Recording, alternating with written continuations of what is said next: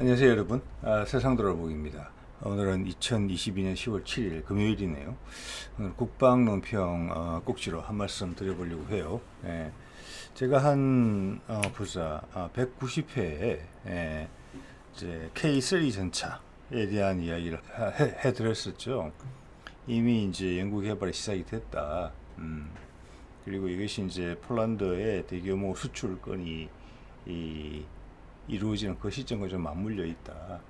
그래서 기술 이전도 이제 예상이 되기 때문에 어느 정도 우리는 그 다음 기술로 좀 넘어가야 되겠다. 예. 또 이제 어느 정도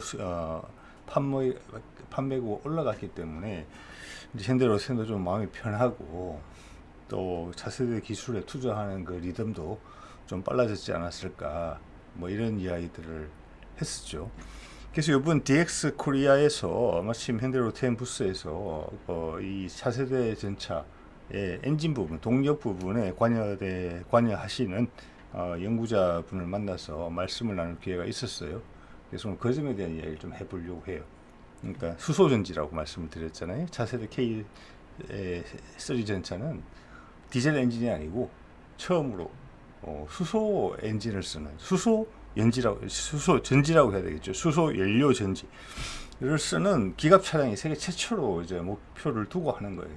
그래서 이 점에 대한 이야기를 나눴어요. 근데 말씀을 나누면서 보니까 이게 기술이 지금 멀지 않구나 이런 생각이 들었고, 현대로템이 그 자기 회사가 준비하는 부분하고 또 일치를 하고, 또 국가 전략적으로도 수소 경제라는 것이 수소 경제라고 그러잖아요. 수소 뭐 기술이 아니고 향후 상당히 엄청난 석유 다음에 역할을 할 수 있는 그런 부분이고, 우리가 뭐 세계 수준이 다 비슷비슷하죠.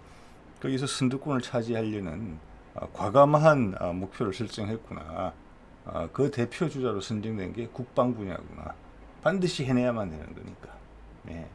그래서 여기서 나온 자산이 우리 수소 경제 전 분야로 파급되는 그런 걸 노리고 있구나. 이런 생각을 하게 됐습니다. 그래서 그게 관련된 내용을 조금 오늘 말씀을 드려볼까 해요. 저도 수소 연료인지 잘 모릅니다. 상식선에서 이해할 수 있는 수준에서 이야기를 해보려고 해요. 저도 그 정도 이해를 하고 있는 거니까. 자, 그래서 연구자분 만났단 말씀 드렸죠. 그래서 로템이 참 될까 말까 아슬아슬 될 듯 하면서 잘 안 됐는데 이번에 좋은 소식이 많다. 축하드린다. 현대로템 분위기는 다 좋은 것 같습니다. 그래서 뭐 새로 연구 개발 계획을 봤는데 그게 실행되는 것이냐, 뭐 그렇다. 그럼 한 두 분야 정도로 나눠서 되는 것 같아요. 공격 분야하고 이제 체계 종합 분야하고 또 뭐 장갑 같은 거 좀 따로 이렇게 하는 것 같은데, 먼저 이제 잠깐 새롭게 이제 파악된 정보를 말씀을 드리자면은, 중량은 어느 정도로 보고 있느냐 했더니 50대 초반 정도로 보고 있다, 이렇게 이야기를 하세요. 참 그 연구자분한테 이 기회를 빌어서 감사한다는 말씀 꼭 전해드리겠습니다. 소중한 시간 내주셔서. 50대 초반인데 현재 K2는 56톤이에요. 56톤이고 현재 1,500마력이죠. 그런데 이제 이게 들어간 수소 연료 전지는 1,300마력을 목표로 하고 있어요. 그러면 이제 톤하고 마력하고 봤을 때 얼추 비슷해요. 뭐 K1이나 K1A1 또는 그 계량형과 비슷한 수준으로 가는 것이기 때문에 맞는데, 여기에도 수소 연료 전지이기 때문에 달라지는 부분이 또 있어요. 단지 저 마력이 의미하는 바는 와는 좀 다른, 저 마력을 통해서 우리가 가지는 느낌은 뭐냐면은 디젤 엔진을 기반으로 한 그 느낌이에요. 최고 출력, 그리고 뭐 가속력, 이런 거죠. 전차에 있어서 기동성은 특히 우리나라 전장 같은 경우는 숨바꼭질을 많이 하는 전장이잖아요. 은폐할 곳도 많고, 예?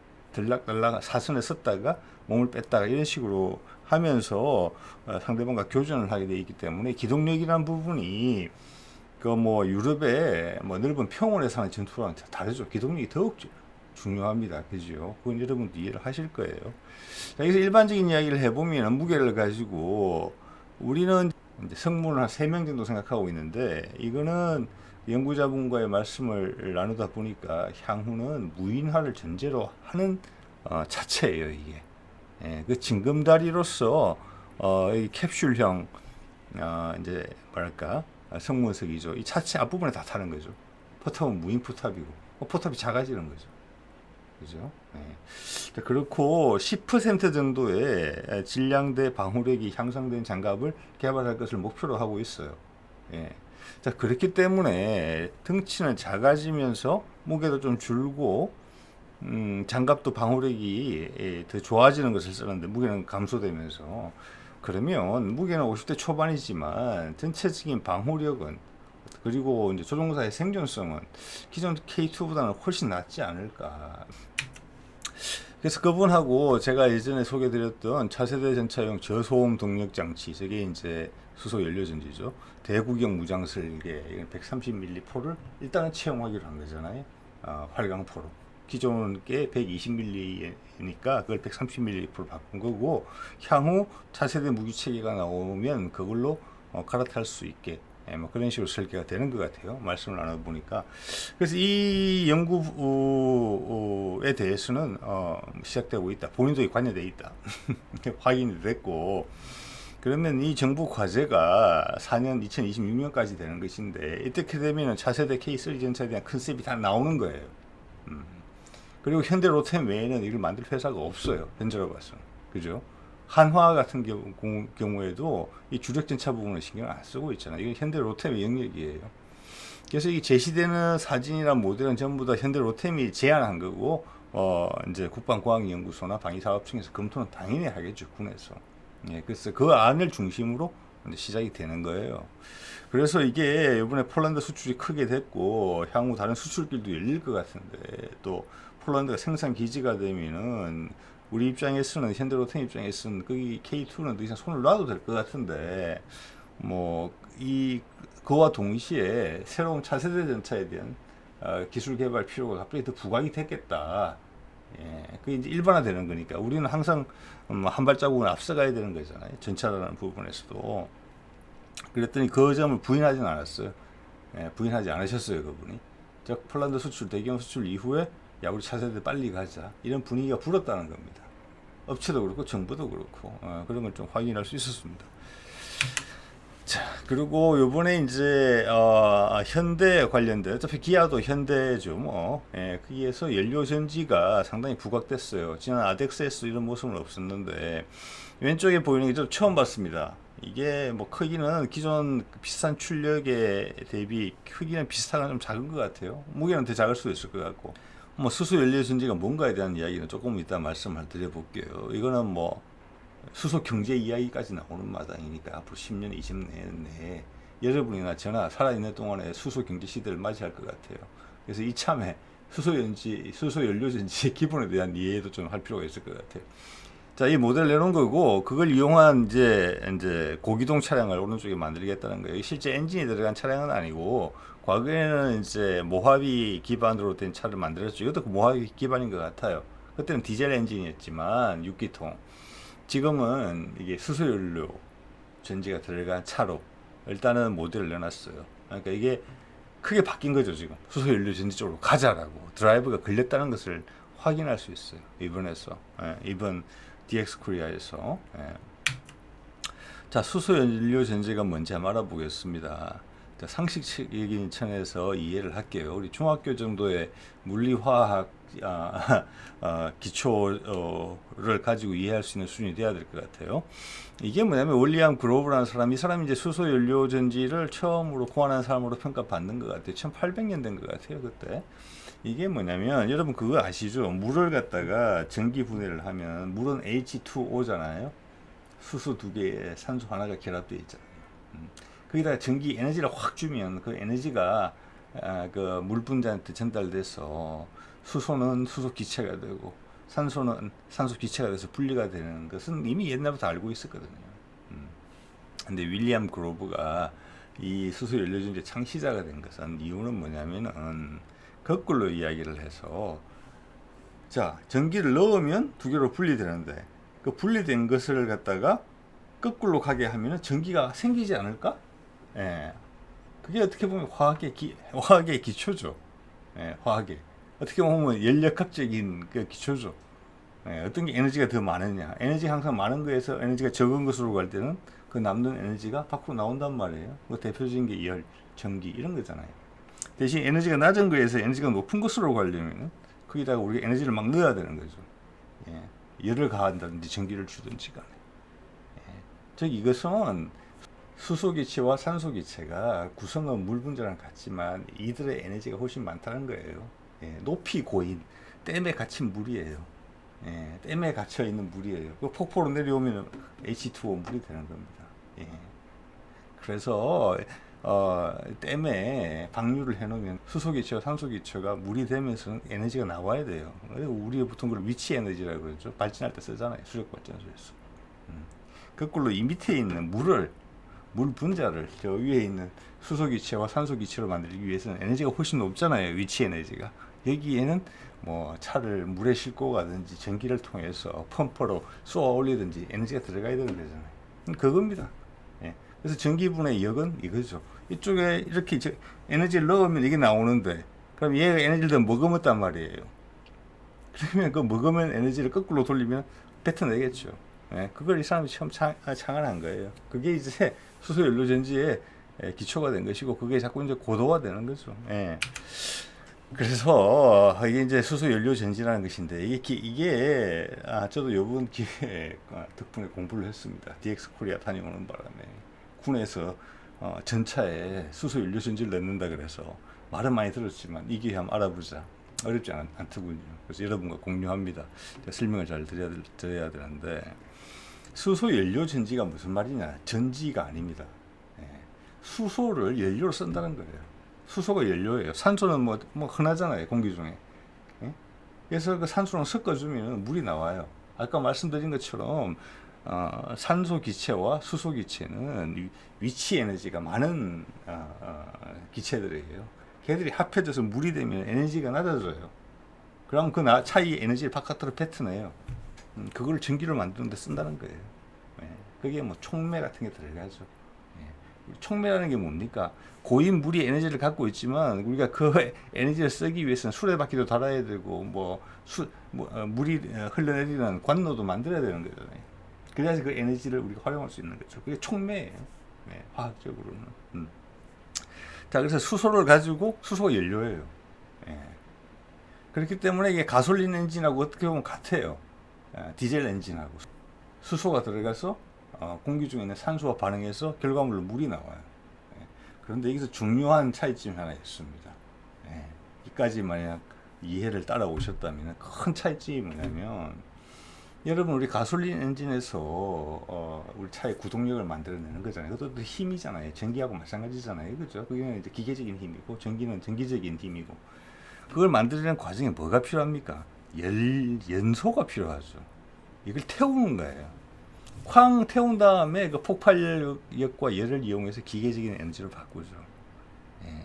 우리가 발전소에서 화력발전소 어떻게 합니까? 석탄을 떼잖아요. 그래서 스팀을 만들죠.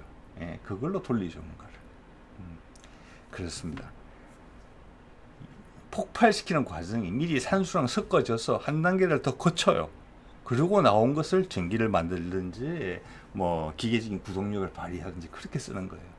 그 과정에서 모든 인간사가 다 그렇지만 그 에너지가 손실이 발생하는 거죠. 뭐 열이나 기타 등등으로. 단계가 많아질수록 손실이 더 많아지는 거잖아요.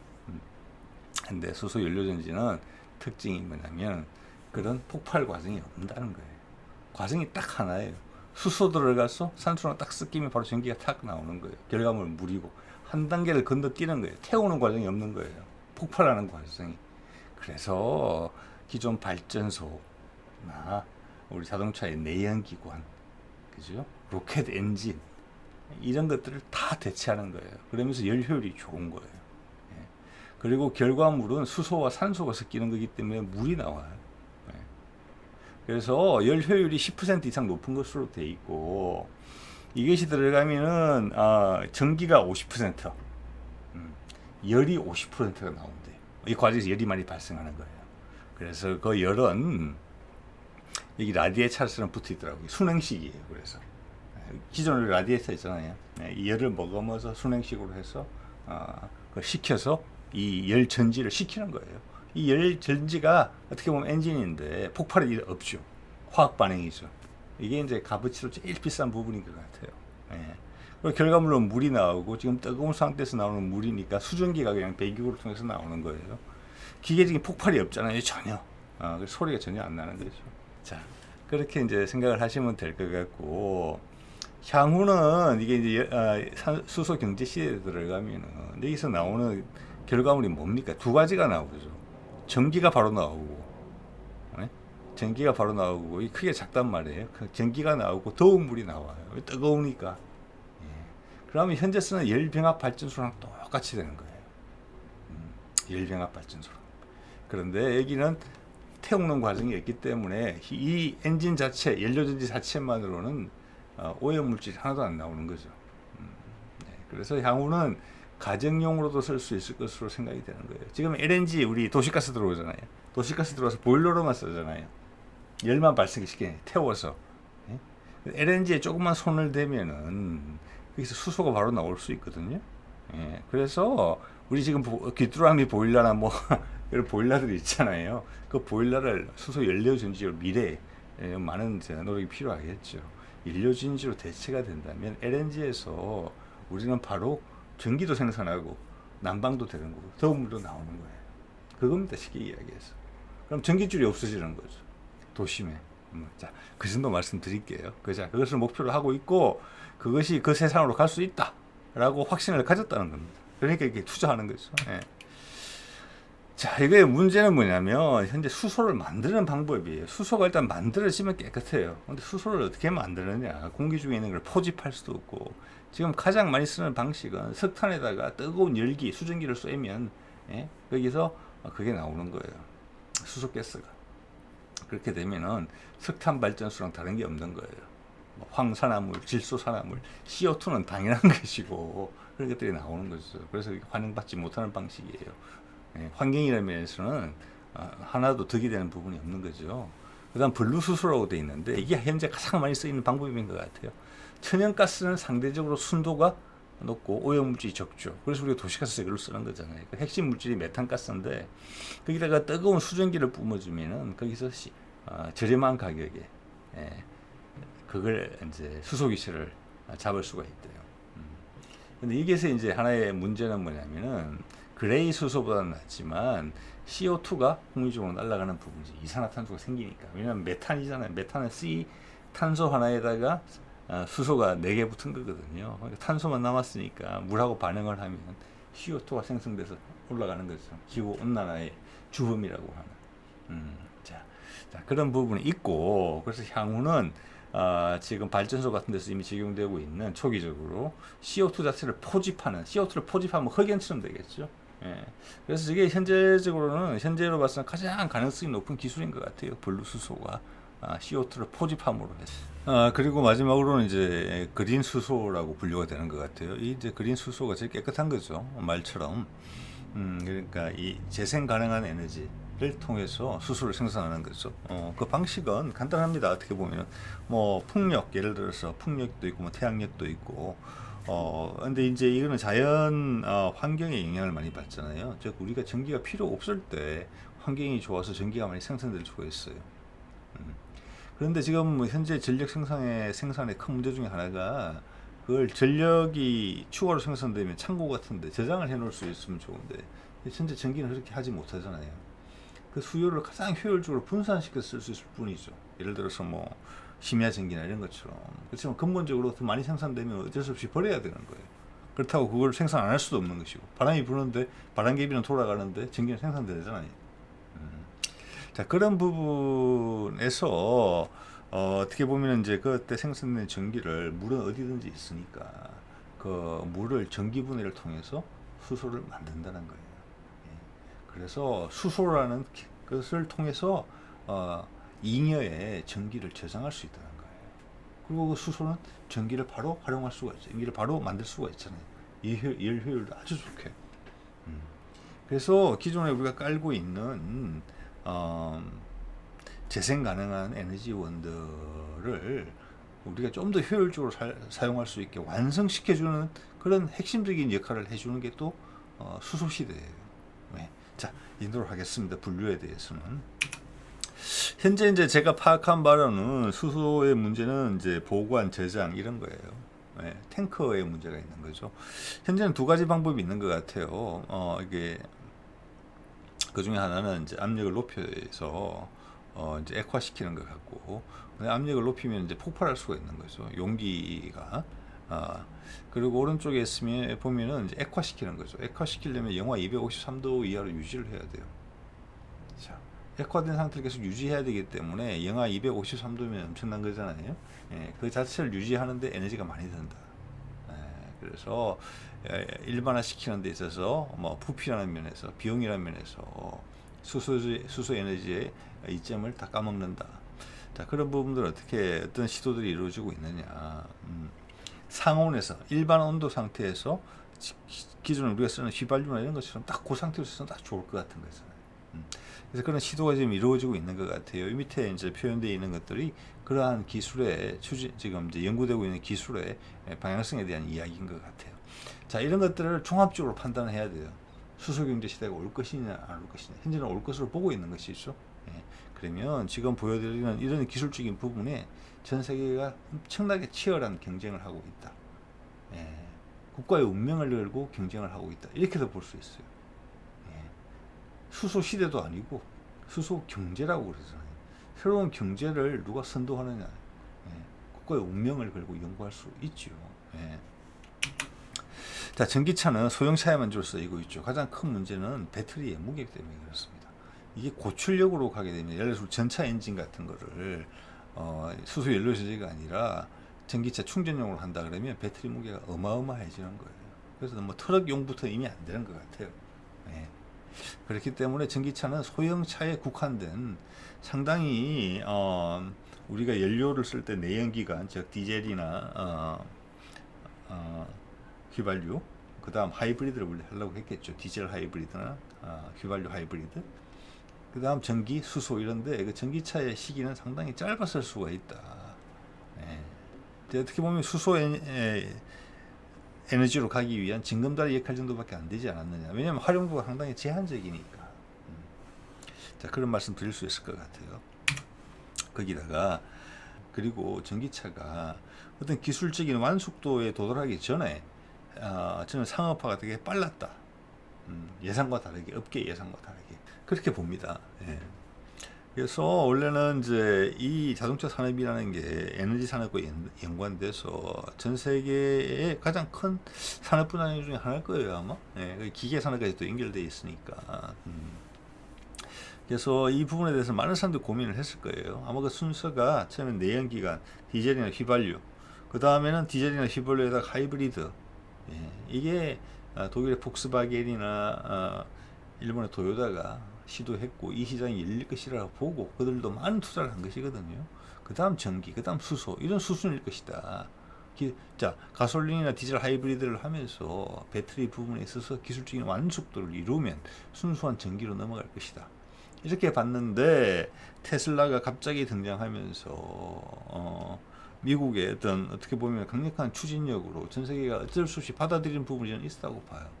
그래서 가솔린, 디젤 하이브리드를 건너뛰고 바로 전기로 간 거죠. 기술적 완숙도가 아직 부족한데. 그래서 이런 화재 사건들이 나는 겁니다. 이거 제주도권인데 전기차 화재 4시간 만에 진화, 4시간 만에 소방차가 출동했다는 이야기가 절대 아닙니다. 소방차가 도착하고 나서도 4시간이 걸린 거예요. 즉 불을 못 껐다는 거예요. 4시간 동안 탔다는 거예요. 전소될 때까지, 더 이상 탈 게 없을 때까지 탔다는 거예요. 자, 미국 소방관들이 그런 이야기를 하는 것을 제가 미국 뉴스를 통해서 봤습니다. 전기차가 자꾸 많아지는데 자동차들 화재가 종종 나잖아요. 예, 디젤차 화재도 나고 휘발유차 화재도 나고. 근데 전기차 화재는 다르다. 안 꺼진다, 불이. 그리고 폭발한다. 그리고 거의 뼈대도 안 남을 정도로 바짝 탈 때까지 탄다. 우리 전기차 충전소에 전기차들이 옹기종기 모여 있잖아요. 특히 아파트 지하에 많잖아요. 폭발하듯이 붙잖아요. 하나가 폭발하고 타오르면 그 열기를 못 이겨서 옆에 배터리가 또 터지고 이런 식으로. 그리고 이건 보신 것처럼 소방차가 와도 불이 안 꺼지는 거예요. 그래서 미국 소방관의 관할하는 부처에서도 전기차를 화재가 나면은 새로운 방법을 강구해야 된다. 화재를 잘 진압할 수 있도록. 기존 차량에 불 끄는 것은 차원이 다르다. 이런 얘기 하는 거예요. 그런데 우리 다 쓰잖아요 지금. 응? 한때 디젤 수입차에 불 많이 난다 그래가지고 주차장에 출입 금지되고 그런 적이 있었죠. 그런데 지금 대형 빌딩 지하에 가면 전부 다 지하에 예? 그 폭탄 같은 전기차 충전소가 다 있어요. 예. 그런데 누구 하나 이게 바람직하나 말 꺼내는 사람 없죠. 예. 이것이 우리가 갑작스럽게 건너뛰기 한 그 후폭풍을 맞고 있다. 그래서 되려 수소차로의 진행이 빨라지게 됐다. 예. 1, 2년 안에 금방 대형 사고 한두 건 터지면은 전기차는 벌써 사양화될 가능성이 있어요. 그 전까지 배터리가 얼마나 많이 보완될지는 모르겠지만 저는 근본적인 한계가 있다고 보는 것 같아요. 그렇기 때문에 일단 전기차를 사용하면서 수소차를 미는 것을 그 경쟁이 이제 물밑으로 벌어지고 있는 상황이 된 것을 보면 그렇게 판단이 된다는 이야기를 드리는 겁니다. 네. 자, 그러면 우리가 그런 것을 이렇게 쓰겠다는 것은 뭐냐? 이런 맥락과 다 상관이 있는 거예요. 네. 우리 몇 년 전에 국방과학연구소 50주년 기념식에서 그랬죠. 이제는 우리가 추격자가 아니고 이제 선도를 해야 된다. 저도 몇 년 이 유튜브 하면서 국방과학연구소에 많은 자료를 봤습니다만은 그들은 상당히 보수적인 조직이에요. 조직 전체도 그렇고 개인들도 그렇고 항상 무기를 개발하면 보수적으로 이야기하죠. 예. 본인들을 낮추죠. 근데 그런 사람들이 선도를 하겠다, 이제 개척을 하겠다 말을 했다는 것은 우리 많은 분야에서 우리가 더 이상 외국 것을 따라하거나 보고 참고할 만한 게 없다는 이야기를 하는 거예요. 동시에 우리는 향후 새로운 것을 하겠다라는 의지의 표명이기도 해요. 저런 단어를 선택했다는 것이. 저는 수소 부분도 수소 연료전지도 그 부분 중에 대표적인 것 중에 하나라고 봅니다. 예. 수소 경제라는 말이 나온다고 아까 거듭 말씀드리고 있잖아요. 거기를 누가 선도하느냐라는 부분이 엄청나게 큰 것이죠. 우리가 지금 반도체 분야를 선도하기 때문에 우리가 가지는 경제적 지위가 있어요. 그걸 뛰어넘는 산업 분야가 될 거예요. 그래서 반도체 경제라는 이야기까지는 안 하잖아요, 지금. 근데 이거는 감히 수소 경제라고 이야기하는 것이거든요. 예.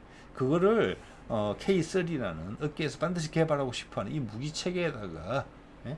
국방 전문 분야의 연구진들하고 차량, 대형 엔진 거기 전문인 업체하고 붙여서 최선을 다해봐라라고 그냥 과제를 던져준 거예요. 예.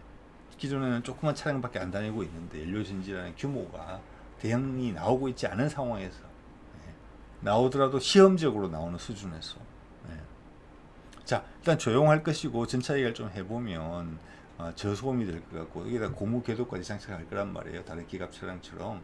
그러면 이 전차라는 것이 기존에 우리 전기차 옆에 지나갈 때 스르릉 지나가는 그런 분위기로 지나갈 수 있다. 이제 레이더파 스텔스, 적외선 스텔스에 이어서 소리 스텔스까지 이루어지는 그런 단계가 될 것 같다는 생각이 들고요. 에너지 밀도가 높기 때문에 적은 양의 에너지로 오래 갈 수 있다는 것이고, 엔진 자체가 즉 전지 자체가 작잖아요. 무게 감소, 부피 감소가 되는 것이죠. 그리고 요번에 이제 연구자분하고 말씀을 나누면서 제가 가장 크게 배운 부분은 뭐냐면, 이거는 51톤에 1300마력, 기존 K2 전차는 56톤에 1500마력. 그러면 톤당 마력 수로 따지면 비슷해요. 그러면 어떻게 보면 비슷한 기동력일 거다 라고 쉽게 판단할 수가 있었거든요. 그게 이제 저의 입장이었죠. 그래서 제가 하나 이제 저를 깨우쳐 주시는 부분은 뭐냐면은, 이게 왜 기갑 차량에 적절한 엔진이 적절한 동력원인지에 대한 설명이었죠. 뭐냐, 자, 두 개 다 톤당 마력이 비슷하지만 연료 전지는, 수소 연료 전지는 스위치를 딱 켜는 순간 최고 마력이 나온다. 최고 출력이. 그 이야기입니다. 디젤 엔진은 아직 막 RPM 올리고 있는 상황인데 얘는 벌써 최고 출력이 딱 쓰고 있다는 거예요. 그 말은 뭐냐, 톤당 마력수가 같고 최고 마력수가 같기 때문에 현재 70km라는 도로상에서의 최고 속도는 비슷할지 몰라요, 양쪽이. 그런데 쉽게 말해서 제로 100은 수소 연료 전지가 훨씬 빠르다는 겁니다. 우리나라 전장에서는 훨씬 더 유리한 것이죠. 우리 산악이 많잖아요. 은폐할 것도 많고. 그래서 우리는 숨바꼭질형으로 전투를 해요. 그래서 위치를 자주 바꿔야 돼요. 서유럽의 평원에서 질주하는 그런 전장이 아니에요. 그런 전장보다는 우리 전장의 기동력이 훨씬 더 생존성에 영향을 많이 미치죠. 그런데 최적화된 엔진이기 때문에 이걸 선택한 거예요. 같은 마력이지만 기동력이 훨씬 좋아진다는 거죠. 그리고 이제 수소 선진국에서도 처음에 이게 비용이 비싼 부분이기 때문에 우주나 군사 위주로 활용을 하면서 기술이 이렇게 전수가 되어 왔던 부분인데, 우리도 그런 부분에 있어서 전차에 있어서 뚜렷한 이점이 있고, 또 어떤 주유소 같은 게 필요가 없잖아요. 일반 대중이 쓰는 물건이 아니니까. 군용은 어차피 야전에서 쓰는 거예요. 예. 기름을 싣고 가나 수소 탱크를 싣고 가나 마치 큰 차이가 없어요. 상대적으로 민간에 살려면 그 인프라를 다 깔고 주유소를 하는데 많이 들잖아요. 그래서 적은 비용으로 특수한 상황이기 때문에 우리도 우주나 군사라는 특수한 상황을 이용해서 탱크에다가 수소연료 전지를 처음 넣어 보겠다는 거예요. 그래도 부담이 별로 없다는 거예요. 오히려 혜택이 그 부담을 메꾸고 남는다는 거죠. 그래서 군사 분야에 이걸 시도를 하는 거예요. 그래서 그럼 로템이 과연 이런 걸 한 적이 있느냐 보니까, 뭐 저는 넥소 정도 알고 있었고, 엑시언트 트럭 뭐 유럽에서 달린다는 이야기 들어봤어요. 버스도 하고 있는 것 같고, 저 트램이라고 전차, 지상으로 달리는 전차에 전차선이 없어지는 거죠. 전차선이 여기서 그림에서는 안 보이는데 위로 있을 수 있고, 또 지하로 있을 수 있죠, 철로로.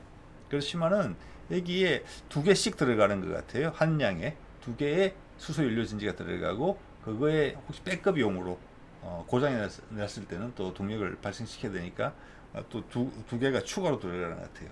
한 양당. 이걸 준비를 하고 있더라고요. 아까 말씀드린 것처럼 이거는 전기 배터리로는 절대 안 되는 겁니다. 전기차로는. 배터리가 이 정도로 감당하려면 배터리만 해도 엄청나게 되는 거니까 수소 연료 전지로 하고 있는 것이고, 이게 준비하고 있다는 것이죠. 출력이 상당히 높아지고 있겠죠, 이쪽으로. 네. 그래서 이제 궁금한 거죠. 과연 그러면 이 약 1000kW, 그게 마력으로 따지면 1300마력쯤 되는 거예요. 그거 해본 적은 있느냐? 없다. 그러면 내가 알기로는 넥소 엔진밖에 없는데 그래도 지금 팔리는 게 될까? 그러니까 이거 뭐 큰 이제 점프긴 하지만 그렇다고 너무 큰 점프는 아닙니다. 이런 취지의 말씀을 하셨어요. 그래서 이걸 좀 추적을 해보자면은 이런 거예요. 얼마 전 9월 27일 날 동력 분산식 신형 열차가 나왔어요. EMU 320이라고. 최고 시속이 320km라는 거예요. 19년에 260km가 나왔죠. 그게 개선형이 나온 거예요. 여러분, 동력 분산식이 뭔지는 아시죠? 예전에 기관차에 동력이 집중돼 있죠. 그래서 앞뒤로 배치되어 있어서 앞에는 끌고 뒤에서 밀고 이런 식으로 갔지만, 동력 분산식은 이 객차 하나하나마다 전기로 구동하는 모터가 다 달린 거예요. 전체에 동력이 다 있어요. 이게 유리한 점이 뭐냐? 가속이 빠르고 감속도 빠르다는 거예요. 그래서 우리 같은 지형에 되게, 우리나라 같은 철도 환경에 적절하다는 거예요. 왜? 최가속을 하기도 전에 여기 또 나타나니까.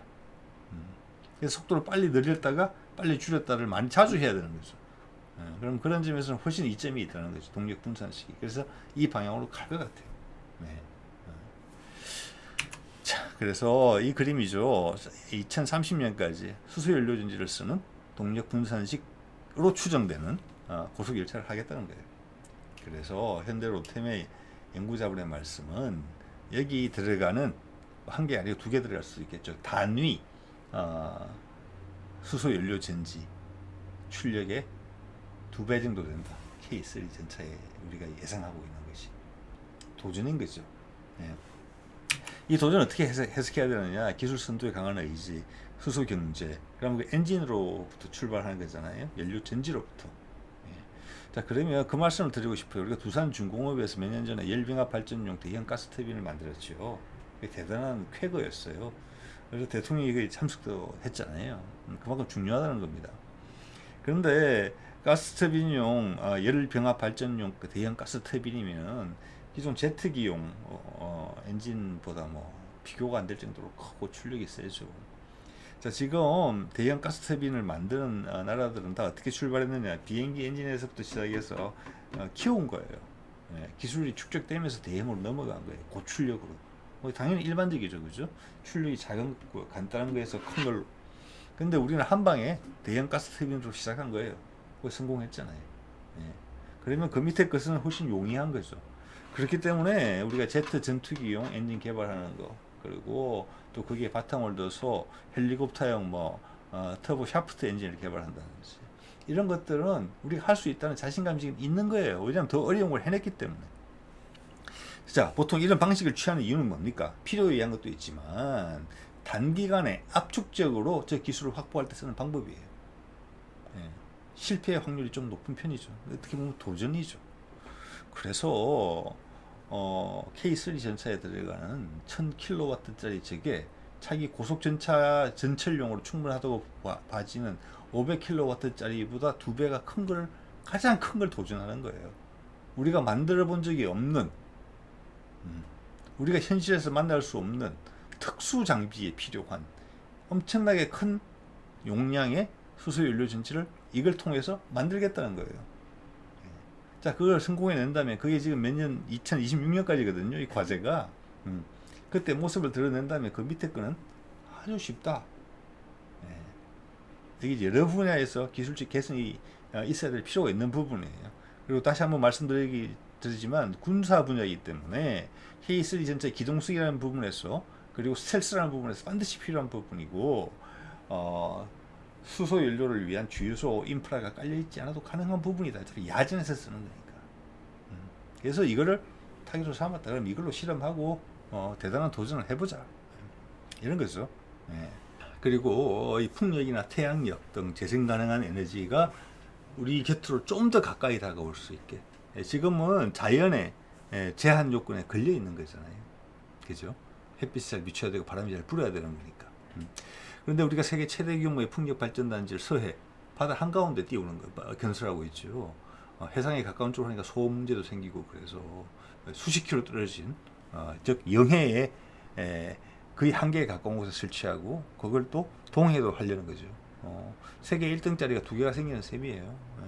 그런 풍력이나 재생 가능한 에너지, 태양력 등이 완성되는 것이 곧 수소입니다.